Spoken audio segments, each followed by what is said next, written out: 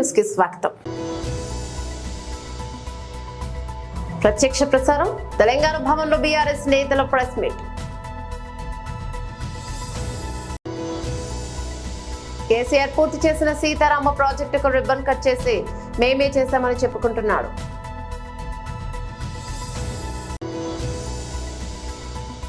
ప్రత్యక్ష ప్రసారం బీజేపీ రాష్ట్ర ప్రధాన కార్యదర్శి Gujjula Premender Reddy press meet. BJP Telangana.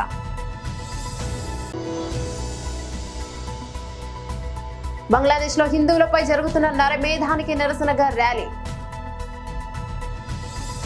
ప్రత్యక్ష ప్రసారం తెలంగాణ భవన్ లో బీఆర్ఎస్ నేతల ప్రెస్ మీట్.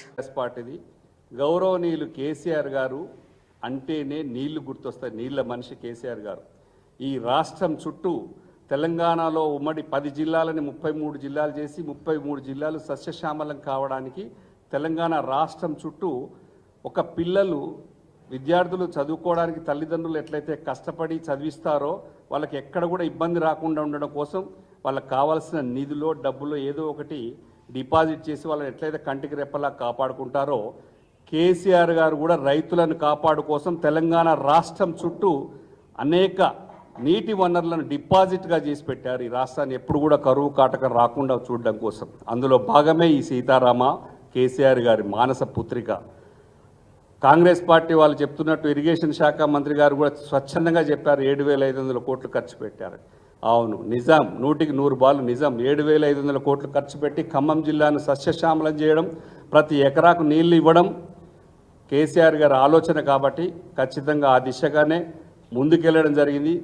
మీరు అధికారంలోకి వచ్చి కొన్ని 5-6 నెలలు 7-8 నెలల్లో మాత్రమే ఇంత పెద్ద ప్రాజెక్టు కట్టి స్విచ్ ఆన్ చేయడం జరగలేదు. ఈ విషయం తెలంగాణ రాష్ట్ర ప్రజలందరికీ, ఖమ్మం జిల్లాలో ఉన్నటువంటి ప్రజలందరికీ కూడా తెలిసిన విషయమే. ఓకే, మీరు అధికారంలో ఉన్నారు కాబట్టి మీరు స్విచ్ ఆన్ చేయొచ్చు. కానీ గతంలో కష్టపడిన ప్రభుత్వాలను కానీ నాయకులను కానీ కూడా ఎక్కడ కించపరచకూడదనేది మా ఉద్దేశం అని చెప్పి మనస్ఫూర్తిగా కోరుకుంటూ చేయండి. ఇవాళ స్విచ్ ఆన్ చేసింది. నెక్స్ట్ ఇయర్ ఇంకా ఆగస్టు 2026 దాకా ఇంకా పనులు అయ్యేటే ఉన్నాయి. కేసీఆర్ గారు కాళేశ్వరం కానీ, ప్రాణహిత చేవల్ల కానీ, మల్లన్న సాగర్ కానీ, కొండపోచమ్మ కానీ ప్రతి దిక్కున ప్రతి జిల్లాలో నీళ్లు ఇవ్వడమే లక్ష్యంగా పెట్టుకొని కేసీఆర్ గారు అంటేనే నీళ్లు, కేసీఆర్ గారు అంటే రైతుల సంక్షేమం, వాళ్లకు పంటలు. కాంగ్రెస్ పార్టీ నుంచి బీఆర్ఎస్ పార్టీ రాష్ట్ర సాధించుకొని అధికారంలో వచ్చిన తర్వాత కేవలం 36 లక్షల టన్నుల ధాన్యాన్ని పండించినటువంటి రైతులు 3 కోట్ల టన్నుల ధాన్యాన్ని పండించే దిశగా తీసుకెళ్లినటువంటి కేసీఆర్ గారిని ఈ రైతులు ఎట్టి పరిస్థితుల్లో కూడా గుర్తుంచుకుంటారు. మీరు ఎన్ని చేసినా కూడా కేసీఆర్ గారిని రైతులను ప్రజల హృదయాల్లోంచి తొలగించలేరు. ఇటువంటిది ఇంకా ఇక్కడ ఉన్నటువంటి రాజ్యసభ సభ్యత్వాన్ని వారికి ఇవ్వడం తెలంగాణ ప్రజలకు, మేము తెలంగాణ ప్రజల తరఫున పోరాడుతున్నాం. ఇది తెలంగాణ రాష్ట్ర ప్రజలకు అవమానంగా భావిస్తూ ముగిస్తున్నాం. జై తెలంగాణ.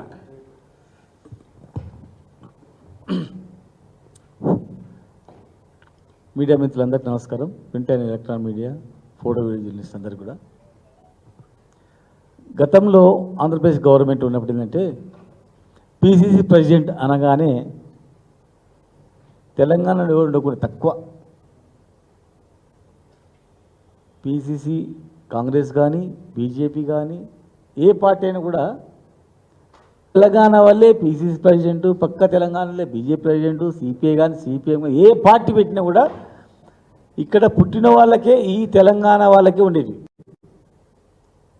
అదేవిధంగా మంత్రులు చూస్తే కూడా మనం ఏదో నామక వాస్తే చిన్న చిటికెనీళ్ళ టైప్లో చిన్న మంత్రి పదవులు ఇచ్చేటివి, కీలకమైనటువంటి వాళ్ళకే ఉండేటివి. ఇక ముఖ్యమంత్రులు అంటే మొత్తం తెలుసు మీకు. ఆంధ్రప్రదేశ్ గవర్నమెంట్లో తెలంగాణ వాళ్ళు అంజయ్య గారు, వెంగళరావు గారు, తర్వాత మొత్తం టోటల్గా తప్ప మిగతా అత్యధికంగా పరిపాలించింది ఈ రాష్ట్రాన్ని తెలంగాణ ఇతరులే. నిజంగా తెలంగాణకు న్యాయం జరిగింటే, సమానత్వం చూస్తుంటే తెలంగాణ రాష్ట్రము అడిగేటోళ్ళమే కాదు, కలిసిమెలిసి ఉంటేళ్ళమే. ఎప్పుడైతే అసమానతలు ఏర్పడ్డాయో అప్పుడు మనం తెలంగాణ తెచ్చుకున్నాం. మరి తెలంగాణ వచ్చిన తర్వాత ఈరోజు ముఖ్యమంత్రి రేవంత్ రెడ్డి గారు అయినరు అంటే కూడా కంపల్సరీ తెలంగాణ కాంగ్రెస్ పార్టీలకు తెలంగాణలో చేయాలంతే. తెలంగాణ మనం తెచ్చినందుకే సీఎం రేవంత్ రెడ్డి గారు అయ్యారు. తెలంగాణ మనం తెచ్చినందుకే కిషన్ రెడ్డి గారు తెలంగాణకు అధ్యక్షుడు. మంత్రి అయ్యాడు. అంటే తెలంగాణ అస్తిత్వాన్ని కాపాడుకున్నాం. మనందరం కొట్లాడి తెచ్చుకున్న తెలంగాణలో మన అస్తిత్వాన్ని మనం కాపాడుకున్నాం. ఇవాళ ముఖ్యమంత్రి అయినా మంత్రులైనా ఏదైనా కూడా ఇవాళ ఒక రాజ్యసభ మెంబరు కేసీఆర్ గారు ముఖ్యమంత్రి గారు ఉన్నప్పుడు కూడా చాలా ఒత్తిళ్ళు వచ్చినాయి, పెద్ద పెద్ద ఒత్తిళ్ళు వచ్చినాయి. రాజ్యసభ ఇవ్వండి సార్ అని చెప్పని పెద్ద పెద్ద పారిశ్రామికవేత్తలు కూడా ఒత్తిడి వచ్చినాయి. కానీ నేను ఇస్తే తెలంగాణలోకి ఇస్తా, పారిశ్రామికవేత్త కావచ్చు, మామూలుడు కావచ్చు, ఏదైనా కావచ్చు, కానీ వాళ్ళ తర్వాతనే మీరు అని చెప్పిండు. ఇవాళ తెలంగాణేతరులకు తెలంగాణలో వస్తుందని మాకు బాధ అవుతా ఉంది. ఎందుకంటే మేము జనరల్గా డబ్బులున్న వాళ్ళే ఎమ్మెల్యే అవుతారు. మనం చూస్తూ ఉన్నాం, మనం దాచుకునేది ఏం లేదు అక్కడ. ఆర్థికంగా మూలాలు ఎవరికి ఎక్కువనే అందరికి తెలుసు. ఇవాళ బడుగు బలహీన వర్గాల వాళ్ళకు ఆర్థికంగా ఎదగలేరు, రాజకీయ శక్తిగా ఎదగలేరని నామినేటెడ్లో ఇస్తూ పోయినాం. గతంలో మా యాదవ్కు బండప్రకాష్ గారికి ఆయన ఎన్నో ఏళ్ళు కాంగ్రెస్లో ఉన్నాడు బండప్రకాష్ గారు, కానీ శాసన మండలి వాళ్ళకు కూడా ఓలే. కానీ రాజ్యసభ మెంబర్గా తర్వాత మండలిలో వైస్ చైర్మన్గా ఇవ్వడం జరిగింది.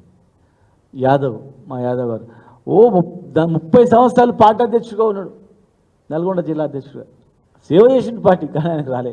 ఆయనకు రాజ్యసభ మెంబర్కి ఇవ్వడం జరిగింది. అట్లా చాలామందికి డి శ్రీనివాస్ గారికి, కేశవరావు గారికి, ఇక్కడ ఉన్నటువంటి మా బడుగు నాయకుడు నాయకుడు మా బండప్రకాష్ గారు, మా రవి గారికి, వద్రాజు రవి గారికి, అట్లా అంటే రాజకీయంగా ఎవరైతే ఎలక్షన్లో కొట్లాడలేకపోతారో, ఆర్థికంగా ఇబ్బందులు ఉంటుందో, వీక్ ఉంటారో వాళ్ళకు కూడా వాళ్ళతో ఈక్వల్గా స్థానం కల్పిస్తామని ఎంపీలకు ఈక్వల్గా రాజ్యసభ మెంబర్గా, ఎమ్మెల్యేలకు ఈక్వల్గా ఎమ్మెల్సీగా, జడ్పీ చైర్మన్గా, మార్కెట్ చైర్మన్గా, అట్లా అనేక పదవులు కార్పొరేషన్ చైర్మన్గా ఇవ్వడం జరిగింది. ఇలా తెలంగాణకు వ్యతిరేకంగా మాట్లాడి వ్యాసాలు రాసిన వ్యక్తికి ఇవాళ ఇస్తుందంటే మాకు కొంచెం బాధ లేదు. ఎందుకంటే ఇవాళ తెలంగాణ చాలామంది ఉన్నారు. ఇంత మా వాళ్ళు చెప్పినట్టు హనుమంతరావు గారు ఉన్నారు, తెలంగాణ గురించి కొట్లాడినటువంటి మధుయాషి గారు ఉన్నారు, అదే పార్టీలో ఇంకా చాలామంది ఉన్నారు, చాలామంది మేధావులు ఉన్నారు, అనేక మంది తెలంగాణ ఉద్యమకారులు ఉన్నారు.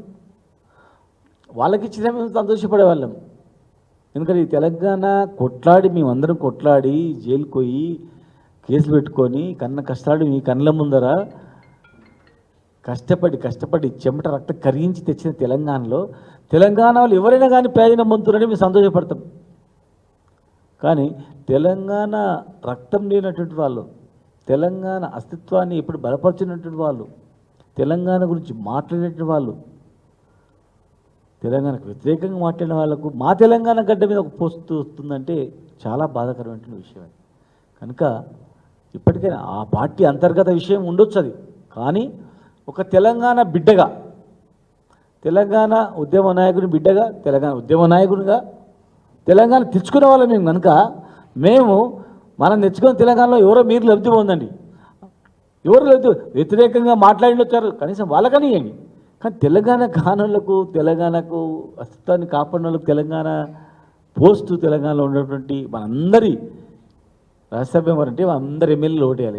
ఎమ్మెల్యే ఎట్లా తెలంగాణ ప్రతి బిడ్డ ఓటేస్తే ఎమ్మెల్యేలు గెలిస్తే, తెలంగాణ చెమట రక్తంతో తెచ్చుకున్న తెలంగాణలో తెలంగాణ వాళ్ళ బిడ్డలను ఓటేసి గెలిపించిన ఎమ్మెల్యేలు మన అస్తిత్వాన్ని కాపాడుకోవడానికి 70 ఏళ్ళు కొట్లాడి ప్రాణాలు ఓటుకొని, 1000 మందిని ప్రాణాలు ఓటుకొని ఇక తెచ్చుకున్న తెలంగాణలో ఈ గడ్డ మీద పుట్టినకి ఎవరికోవనికి పోస్ట్ వచ్చిందంటే మేము సంతోషపడతాం. సరే పోనీ అని. కానీ పోనీ ఈ గడ్డ మీద పుట్టకపోయినా ఈ గడ్డ గురించి మాట్లాడడానికి వచ్చిందన్న కూడా పోనీలే అనుకుంటాం. కానీ వ్యతిరేకంగా మాట్లాడిన వాళ్ళకు ఇలా మా పోస్టు, మా రాజ్యసభ మెంబర్ అంటే ఆ పార్టీ అంతర్గతం ఉండొచ్చు, అంతర్గత టికెట్ ఇవ్వచ్చు. కానీ ఓట్లేసి గెలిపించిన ఓట్లతో, తెలంగాణ ఓట్లతోనే ఆయన మెంబర్ కావాలి కదా. మాకు వ్యతిరేకంగా మాట్లాడిన వ్యక్తికి ఇక్కడ మళ్ళీ మేమే రాజ్యసభ మెంబర్కి పంపుతామంటే ఎక్కడ పోతుంది అనేది మాకు బాధ. అంతే. ఇప్పటికైనా అవకాశం ఉంది కనుక మీరు ఆలోచన చేసి ఒక పార్టీగా ఒక పార్టీ వ్యక్తులుగా చూడకండి మా ఆవేదన అనేది. ఒక ఉద్యమకారుల ఆవేదన చూడండి. మేము కష్టపడ్డాం. ఇవాళ కేసీఆర్ గారు పూర్తి చేసిన సీతారామ ప్రాజెక్టుకు రిబ్బన్ కట్ చేసి మేమే చేశామని చెప్పుకుంటున్నాడు రేవంత్ రెడ్డి. రిజర్వాయర్లు కట్టింది, పంపులు పెట్టింది కానీ మనం చేసిన పనిని పక్కన పెట్టి ఓన్లీ రిబ్బన్ కట్ చేస్తే ప్రాజెక్టు మేమే కట్టినట్టు కాంగ్రెస్ చెప్పుకుంటోంది. ప్రజలకు అన్ని విషయాలు తెలుసు. మీరు ఎన్ని తప్పుడు ప్రచారాలు చేసినా ప్రజలు వాటిని గమనిస్తారు. కేసీఆర్ కట్టిన ప్రాజెక్టు గురించి క్రెడిట్ తీసుకునేందుకు ముగ్గురు మంత్రులు ఒకరితో ఒకరు పోటీ పడుతున్నారు. ఈ పిఆర్ స్టంట్లతో ప్రజలను ఎక్కువ కష్టాలు రోజులు కన్ఫ్యూజ్ చేయలేరు. బీఆర్ఎస్ వర్కింగ్ ప్రెసిడెంట్ కేటీఆర్ తెలియకుంటున్నారని మీరు అనుకుంటే మీరు అమాయకు. బట్టి గారు చెప్తాడు, మన అసెంబ్లీలో మేము అందరం విన్నాం. ఎంత గొప్పగా చెప్పినట్టే మాకే ఆశ్చర్యం అనిపించింది. బట్టి గారు స్పీచ్లు ఏమంటాడు ఎరికేనా? సీతారామ ప్రాజెక్టు మీరు ఇట్లా ఇడిచిపెట్టిపోయినరు, మా ముఖ్యమంత్రి మేము ఖమ్మంలో రివ్యూ పెట్టి అధికారులను మాట్లాడి ఎన్ని పైసలు కావాలరా బాబు అంటే 75 కోట్లు ఇవ్వమన్నారు. ఈ మనంగానే దబ్బుకుని ఇచ్చేసినాం, ఒక కాల్వ దవ్వినాం, 1,25,000 ఎకరాలకు నీళ్ళు ఇస్తున్నాం అని చెప్పిండు. మేమేం చెప్పినామంటే, అయ్యా బట్టి గారు 75 కోట్ల రూపాయల చొప్పున 1,00,000 ఎకరాలకు నీళ్ళు ఇచ్చే మాట వాస్తవమే అయితే ఒక పని చేయండి, ఈ కాడ నుంచి ఎక్కడ ఏ ప్రాజెక్ట్ కంటే 75 కోట్లు 1,00,000 ఎకరాలకు నీళ్ళు, ఇదే లెక్క ఇవ్వమని. ఇంతకంటే ఒక్క ఎకరం 1 కోటి అటు ఇటు కావద్దని చెప్పినాం. నిజంగానే నువ్వు చెప్పింది వాస్తవం అయితే బట్టి గారు, శాసనసభలో ఏకగ్రీవ తీర్మానం చేద్దాం, నేను నోబెల్ ప్రైజ్కి పంపిద్దాం నీ పేరు. ఎందుకంటే నోబెల్లో ఎవడు కూడా గీత గొప్పవాడు లేడు.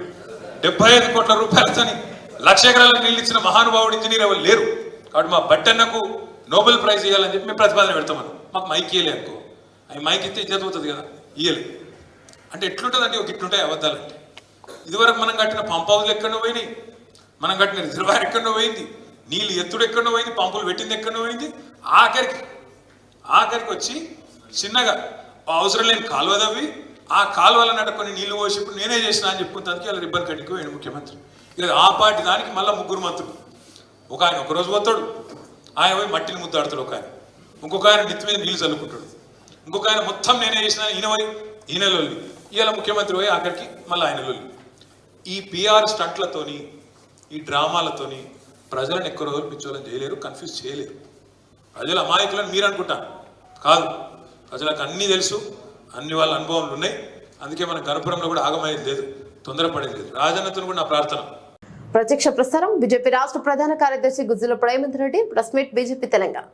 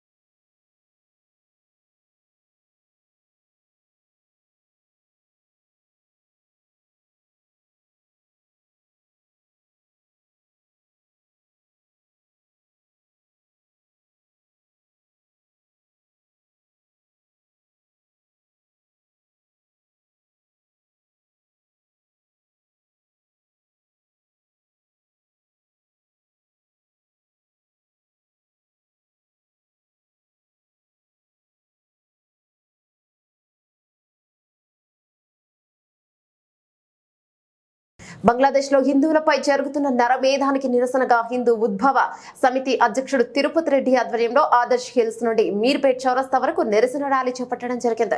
హిందువులపై జరుగుతున్న దాడులను తీవ్రంగా ఖండిస్తున్నామని, హిందువుల ఐక్యత ప్రపంచ వ్యాప్తంగా చాటి చెప్పవలసిన అవసరం ఉందని తిరుపతి రెడ్డి అన్నారు. భారతదేశంలో జిహాదీ పేరుతో హిందువుల సంఖ్యను తగ్గించి వారి సంఖ్యను పెంచుకునే ప్రయత్నం చేస్తున్నారని, ఇలాంటి వారి పట్ల మహిళలు జాగ్రత్తగా ఉండాలని తిరుపతి రెడ్డి సూచించారు. బంగ్లాదేశ్ లో మహిళలు, చిన్న పిల్లలు అన్ని చూడకుండా హిందువుల ఆస్తులను ధ్వంసం చేస్తూ హిందువుల పట్ల క్రూరంగా వ్యవహరిస్తూ నరమేధం సృష్టించారని, అలాంటి వారిని కఠినంగా శిక్షించాలన్నారు.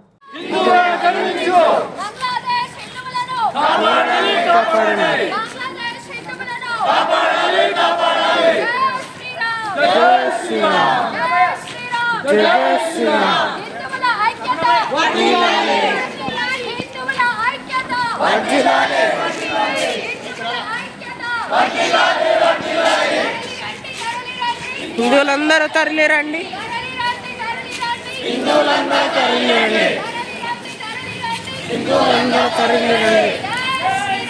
జై శ్రీరామ్, జై శ్రీరామ్, జై జై జై శ్రీరామ్.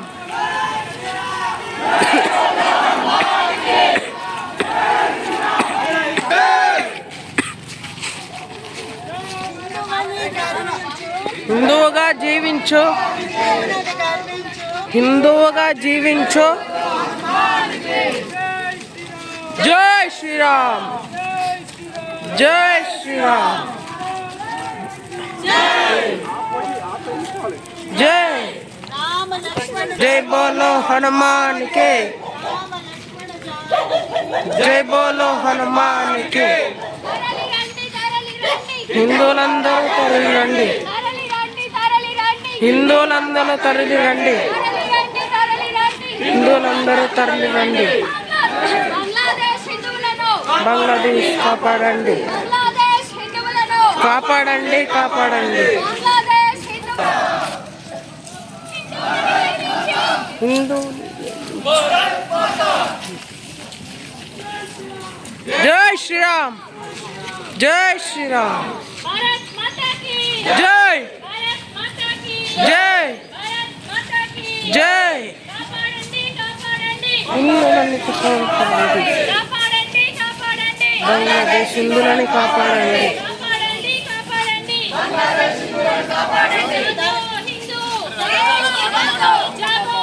బంగ్లాదేశ్లో మన హిందువులని ఊచకోత కోస్తూ, మన హిందువులని మైనారిటీ లాగా చేస్తూ, అంటే మన హిందువుల సంఖ్యని తగ్గిస్తూ వాళ్ళు ఏదైతే కుట్ర పన్నుతున్నారో అది మన ప్రపంచ దేశాలకు మనం ఏ దేశంలో ఉన్నా మన హిందువులంతా ఐక్యంగా ఉన్నారని తెలియచెప్పడానికి ఈ యొక్క నిరసన కార్యక్రమం. బంగ్లాదేశ్లో జరుగుతున్న అల్లర్లు అసలు మతపరంగా తీసుకొని ఆ రిజర్వేషన్లకు మనకు సంబంధమే లేదు. అసలుకి ఆ రిజర్వేషన్లు వాళ్ళ రిజర్వేషన్ కోసం కొట్లాడడం జరిగింది.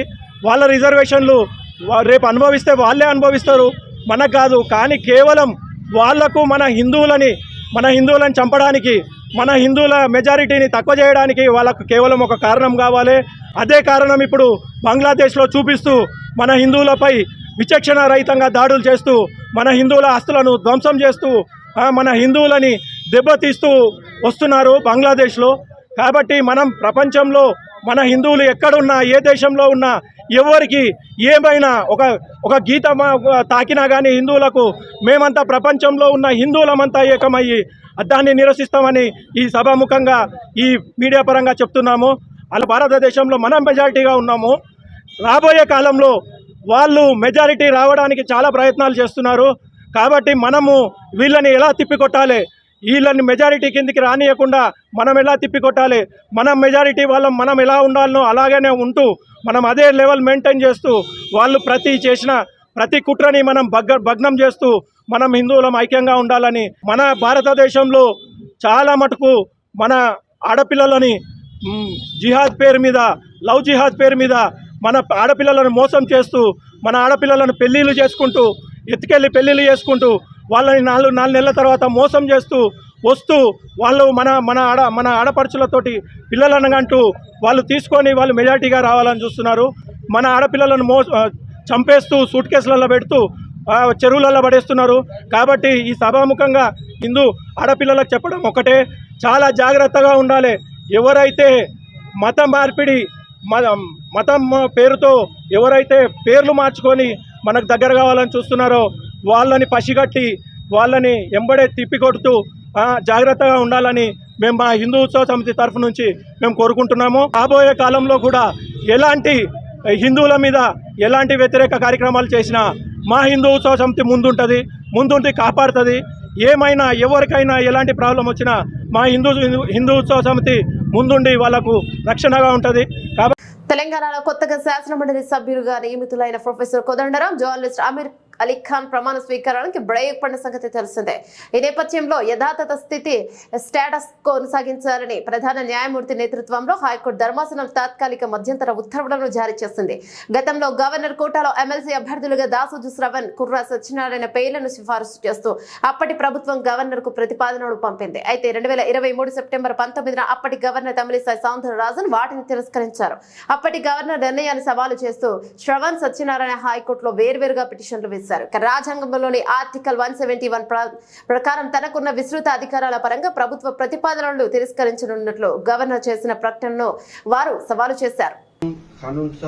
तेलंगाना कानून साज काउंसिल अल्लाह के नाम से हलफ लेता हूँ कि मैं ऐवान के कवायद का पाबंद रहूँगा, उन पर अमल करूँगा और आदाब मजलिस को मलहूज रखते हुए ऐवान की रिवायत का एहतराम करूँगा.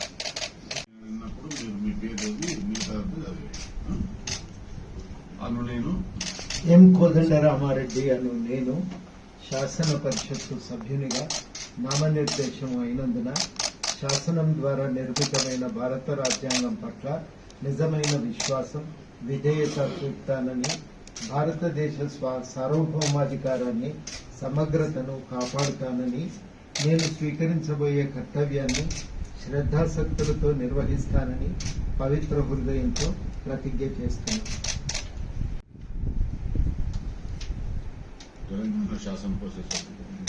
తెలంగాణ శాసన పరిషత్తు సభ్యుడనైన ఎం కోదండరామారెడ్డి అను నేను సభ నియమాలకు కట్టుబడి ఉంటానని, వాటిని అనుసరిస్తానని, సభ మర్యాదలను పాటిస్తానని, సంప్రదాయాలను గౌరవిస్తానని పవిత్ర హృదయంతో ప్రతిజ్ఞ చేస్తున్నారు. మెదక్ జిల్లా వెల్దుర్తి మండల కేంద్రంలో కాంగ్రెస్ పార్టీ నాయకులు నిరసన కార్యక్రమాన్ని చేపట్టారు. BRS working president KTR free bus విషయంలో మహిళలపై చేసిన అనుచిత వ్యాఖ్యలను నిరసిస్తూ అంబేద్కర్ చౌరస్తా వద్ద నిరసన కార్యక్రమాన్ని చేపట్టారు. కేటీఆర్ దిష్టిబొమ్మ దహనం చేసి నిరసన తెలిపారు. తెలంగాణ ప్రభుత్వం ఇచ్చిన హామీ మేరకు 6 గ్యారెంటీ పథకాలు అమలు చేస్తుంటే బీఆర్ఎస్ నాయకులు ఓర్చుకోలేకపోతున్నారన్నారు. ఇప్పటికైనా కేటీఆర్ మహిళలకు బహిరంగ క్షమాపణ చెప్పాలని వారు డిమాండ్ చేశారు. అన్ని వర్గాల సంక్షేమం కోసం ముఖ్యమంత్రి రేవంత్ రెడ్డి కృషి చేస్తున్నారని, రైతులకు ఏకకాలంలో 2 లక్షల రుణమాఫీ చేసి ఆదుకుంటున్నారని మండల పార్టీ అధ్యక్షులు మహేష్ రెడ్డి అన్నారు. కేటీఆర్ గారు ఓర్వలేక బస్సులల్లో ఫుల్ పోతుర్రు. బస్సులల్లో ఫుల్ పోతుంటే వాళ్ళకు మనసుకు పడతలేదు. వాళ్ళకు అందు గురించి వాళ్ళకు లేని ఆలోచనలు వస్తున్నాయి. నువ్వు ఇలా బస్సులలో పోతే వాళ్ళు క్లబ్ డ్యాన్సులు చేస్తున్నారు, మొత్తం ఇరుగబడి పోతున్నారు బస్సులల్లో. అందు గురించి నువ్వు ఓర్వలేక ఈ క్లబ్ డ్యాన్సులు చేస్తే తెలంగాణ ప్రజలు ఎవ్వరు ఒక్కోరు, లేకపోతే నీకు తగిన రోజు వస్తుంది, చెప్పు దెబ్బలు పడే రోజు. అందు గురించి నువ్వు జాగ్రత్త వహించాలి. ఇప్పటికన్నా ఇవన్నీ వెనుకకు తీసుకొని నువ్వు మంచిగా ప్రవర్తించాలని కోరుకుంటూ ముగిస్తున్నా. ఈరోజు వెల్దుర్తి పట్టణంలోని వెల్దుర్తి అంబేద్కర్ చౌరస్తా దగ్గర ఏదైతే నిన్న కేటీఆర్ ఏదో మన మహిళల పట్ల అసభ్యకర ఏదైతే మాట్లాడిండో దానికి నిరసనగా ఈరోజు మన అంబేద్కర్ చౌరస్తాలో ఆయన దిష్టిబొమ్మ దహనం చేయడం జరిగింది. ఇంకా కేటీఆర్ గారికి ఇంకా బుద్ధి రాలేదు, పదవి పోయింది, అయ్యకు కాలిరిగింది, చెల్లెపోయి తిహార్ జైలు ఉంది, ఇంకా వాళ్ళకు మతి భ్రమించినట్టున్నది. అందుకే ఏదైతే మంచిగా హ్యాపీగా ఆడవాళ్ళు ఏదైతే మంచిగా బస్సు ప్రయాణం చేస్తున్నారో మహిళలకు ఓర్వ చేయలేక ప్రభుత్వానికి మంచి పేరు వస్తుందని చెప్పి గమనించి ఏదో రకంగా మాట్లాడని చెప్పి మతి భ్రమించి మాట్లాడుతున్నాడు. మహిళలు దీన్ని తీవ్రంగా ఖండిస్తూ రాబోయే రోజులలో ఆయనకు ఏ ఊర్లో కూడా ఎక్కడ కూడా అడ్డుకుంటామని చెప్పి తెలియజేస్తున్నాము. రాబోయే రోజులలో ఎక్కడైతే టీఆర్ఎస్ కార్యకర్తలు కానీ ఎవరైతే తిరుగుతారో వాళ్ళందరికీ తిరగకుండా రేపు అలా అయితే మాట్లాడడానికి ఎంబడి క్షమాపణ చెప్పాల్సిందిగా కోరుతూ జై కాంగ్రెస్. అధికారంలోకి వచ్చిన తర్వాత అనేక పథకాలను దశల వారీగా అమలు చేస్తున్న సందర్భంలో సహనం కోల్పోయినటువంటి టీఆర్ఎస్ శ్రేణులు కావచ్చు, వాళ్ళ అధినాయకుడైనటువంటి కేటీఆర్ గారు వాళ్ళు ఇష్టారీతిగా వాళ్ళు అసభ్య పదాలని వాడుతూ ఉన్నారు. అదేవిధంగా గత ముఖ్యమంత్రి రేవంత్ రెడ్డి గారు అక్కలు చేసిన మోసాన్ని మహిళా లోకానికే అవమానపరిచినట్టు చిత్రీకరించేగా అబద్ధాలను చిలువలుగా వేసి వీళ్ళు దిష్టిబొమ్మ దగ్ధం అటువంటి చిల్లర వేషాలు వేయడం జరిగింది. కానీ నిన్న కేటీఆర్ మాటలు మహిళలకు ఉచిత బస్ అనేది ఉల్లిపాయలు ఊరడానికి లేకుంటే మహిళలు లాస్ట్కు బ్రేక్ డాన్సులు రికార్డింగ్ డాన్సులు చేసుకోండి అని అసభ్య పదజాలాన్ని వాడడం జరిగింది. దీనికి వెంటనే కేటీఆర్ గారు క్షమాపణ చెప్పాలి. ఎందుకంటే వీళ్ళు సొంత చెల్లెలను లిక్కర్ కేసులో ఢిల్లీ తిహార్ జైల్లో ఊచలేక పెడుతున్నా వీళ్ళకి సిగ్గు లేకుండా కేవలం ఇష్టారీతిగా మాట్లాడుతూ పబ్బం గడుపుతూ ఉన్నారు. అబద్ధాలకు మారుపేరైనటువంటి కల్వ కుటుంబం వెంటనే తెలంగాణ ప్రజానికానికి మహిళా సమాజానికి క్షమాపణ చెప్పాలని వెల్దుర్తి మండల కాంగ్రెస్ పార్టీ తరఫున మేము కోరుతా ఉన్నాం.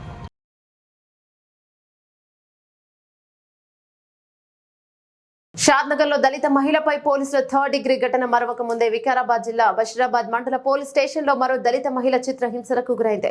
మైనర్ బాలికను తనతో తీసుకెళ్లిన కొడుకు ఆచూకీ చెప్పాలంటూ నిత్యం వేధిస్తున్నారు. లేకపోతే మేమే వెతికి పట్టుకుని నీ కొడుకుని తుపాకీతో కాల్చి చంపేస్తామనేసి భయభ్రాంతులకు గురి చేశాడు.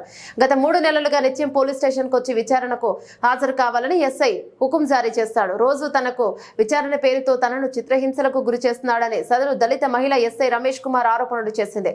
బషీరాబాద్ మండల పరిధిలోని నవల్గా గ్రామానికి చెందిన లోహడ కళావతి నరతప్ప దంపతుల మైనర్ కుమారుడు 15 సంవత్సరాలు హైదరాబాద్ లో ఉంటూ పనిచేస్తున్నాడు. అదే మండల పరిధిలోని ఓ గ్రామానికి చెందిన 16 ఏళ్ల మైనర్ బాలికను తీసుకెళ్లాడంటూ బాలిక తల్లిదండ్రులు మే 4వ తేదీన బషీరాబాద్ పోలీస్ స్టేషన్ లో ఫిర్యాదు చేశారు.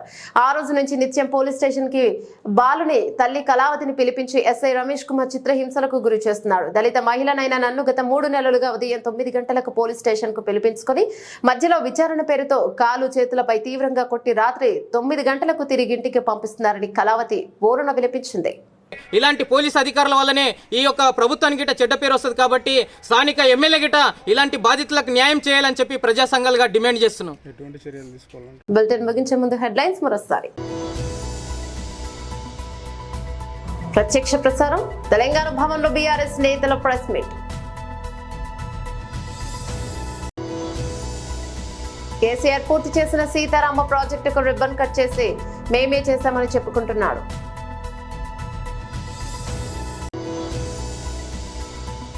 ప్రత్యక్ష ప్రసారం బీజేపీ రాష్ట్ర ప్రధాన కార్యదర్శి Gujjula Premender Reddy press meet. BJP Telangana.